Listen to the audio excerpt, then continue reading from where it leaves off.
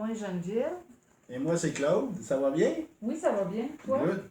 Oui, très bien. Bon, mais on est ici pour vous parler de la personnalité évitante.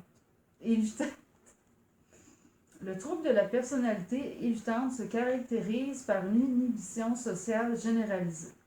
La personne présente aussi une grande sensibilité au jugement négatif d'autrui et de l'évitement de situations sociales.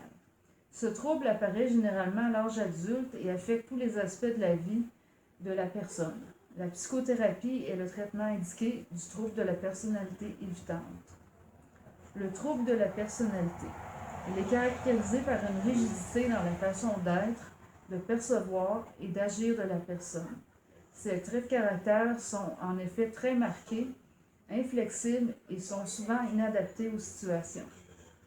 Le trouble de la personnalité nuit grandement au fonctionnement normal de la personne.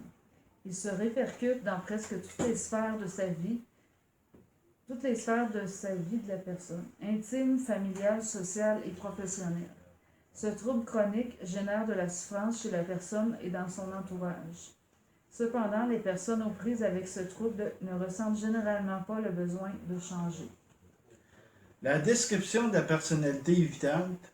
La personnalité évitante fait partie du groupe des troubles de personnalité caractérisés par de la crainte et de l'anxiété.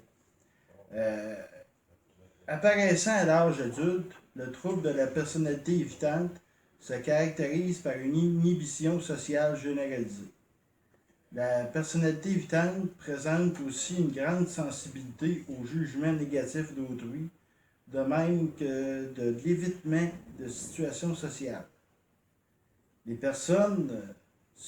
personne se sent généralement inapte et peu attirante socialement et se perçoit à risque élevé de rejet. Le trouble de personnalité évitante se manifeste dans divers contextes de vie de la personne. Il affecte les relations d'intimité, la vie professionnelle et sociale, de même que les loisirs. La conscience que la personne de son anxiété est généralement floue, de sorte que, bien souvent, elle ne croit pas devoir changer. Malgré le manque d'introspection, on observe tout de même un certain nombre d'évitants s'améliorent à l'âge adulte.